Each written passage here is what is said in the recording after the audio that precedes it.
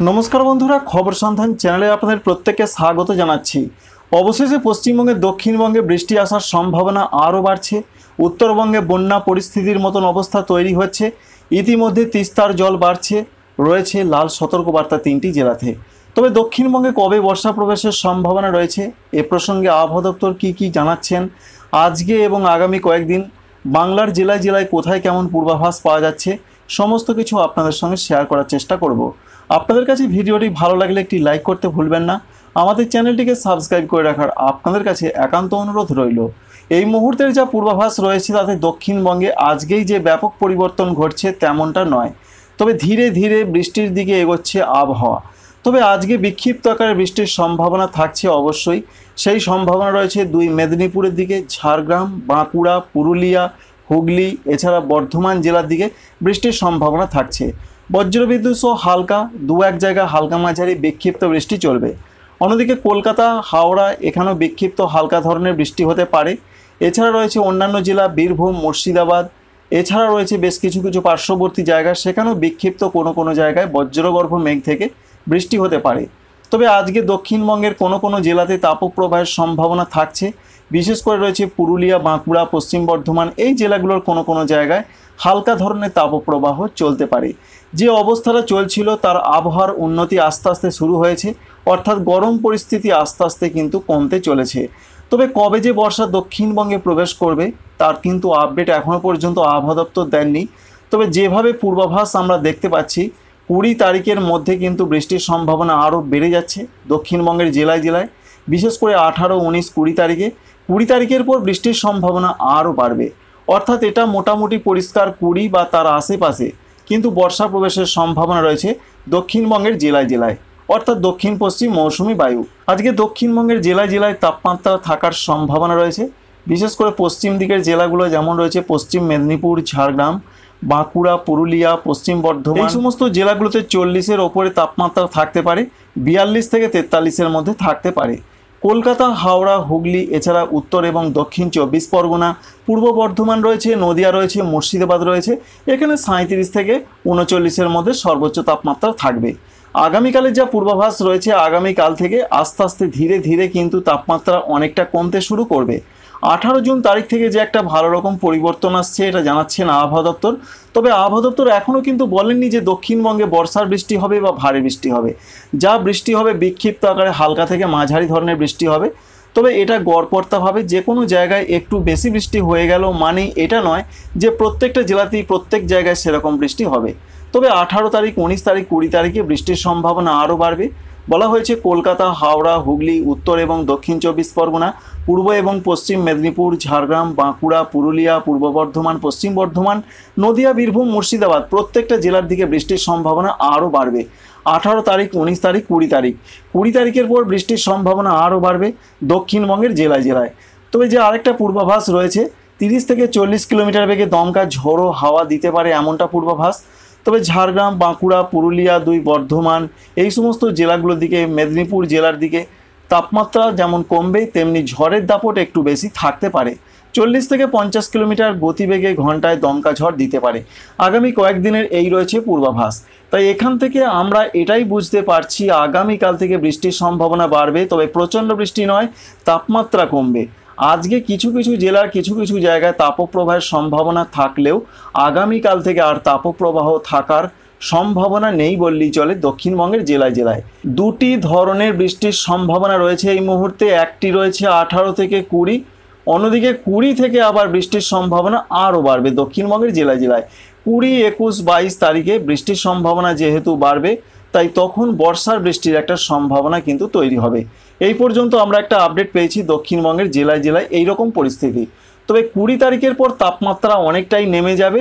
35 degree বা 36 degree সর্বোচ্চ তাপমাত্রা গড়ে দক্ষিণবঙ্গের জেলায় জেলায় থাকতে পারে। তাই যারা গরম বিশেষ করে একদমই সহ্য করতে পারছেন না তাদের জন্য এই বার্তা রয়েছে 20 তারিখ থেকে তাপমাত্রা অনেকটাই কমতে পারে। তবে আলিপুর আবহাওয়া দপ্তর জানিয়েছেন যে 4 ডিগ্রি সেন্টিগ্রেড পর্যন্ত তাপমাত্রা আগামী কয়েকদিনে কমবে। আশা করছি বুঝতে পারলেন কবে বর্ষা ঢুকবে সেটা যেহেতু আবহাওয়া দপ্তর জানাননি তাই আপনাদের বলতে পারছি না। এই মুহূর্তে বর্ষার অগ্রগতি সেইভাবে হচ্ছে না, তবে বিরাট আশা করা হচ্ছে 18 থেকে 22 তারিখের মধ্যে বর্ষা প্রবেশের একটা প্রবল সম্ভাবনা দক্ষিণবঙ্গে। উত্তরবঙ্গে কিন্তু লাল সতর্কবার্তা জারি রয়েছে। বর্ষার বৃষ্টি যেভাবে হচ্ছে তাতে নদীগুলোর জলস্ফীতি বাড়ছে, যেভাবে বৃষ্টির জল বাড়ছে উত্তরবঙ্গের জেলায় জেলায়, তাতে কিন্তু বন্যা পরিস্থিতির একটা আশঙ্কা থাকছে। ইতিমধ্যে যে আপডেট রয়েছে, আজকে এবং আগামীকাল লাল সতর্কবার্তা জারি রয়েছে জলপাইগুড়ি জেলা, কুচবিহার জেলা, আলিপুরদুয়ার জেলা। এই তিনটি জেলাতে লাল সতর্কবার্তা এখনও রয়েছে আজকে এবং আগামীকাল। ভারী থেকে অতি ভারী বৃষ্টি, 2-4 জায়গায় এক্সট্রিমলি হেভি রেন অর্থাৎ প্রচণ্ড অতি ভারী বৃষ্টি হতে পারে।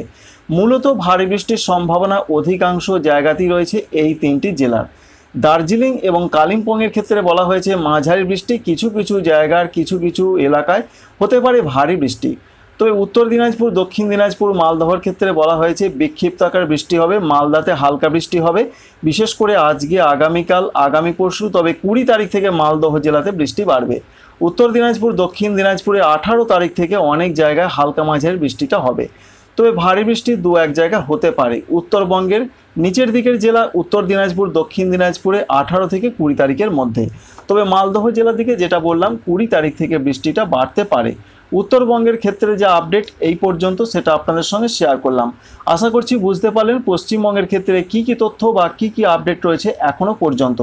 সারা ভারতবর্ষের ক্ষেত্রে যে আপডেট বা তথ্য রয়েছে তাতে বিশেষ করে আসাম, মেঘালয় এই দুটো রাজ্যে প্রচণ্ড বৃষ্টি চলছে এবং আরও বৃষ্টি বাড়বে। সেই বৃষ্টির সম্ভাবনা বিশেষ করে আগামী 4 বা 5 দিন ওয়াইড স্প্রেড হবে। সঙ্গে ভারী থেকে অতি ভারী বৃষ্টির সম্ভাবনা তো রয়েছেই। বিশেষ করে উত্তর পশ্চিম আসাম এবং উত্তর পূর্ব আসামে বৃষ্টির সম্ভাবনা সব থেকে বেশি রয়েছে। জোরহাট, এছাড়া রয়েছে ডিমাপুর, সঙ্গে গোয়ালপাড়া, গুয়াহাটি, এই সমস্ত জায়গায় প্রচণ্ড বৃষ্টির পূর্বাভাস পাওয়া যাচ্ছে। মেঘালয়ের শিলংয়ে প্রচণ্ড বৃষ্টি হতে পারে, এই পর্যন্ত একটা আপডেট রয়েছে।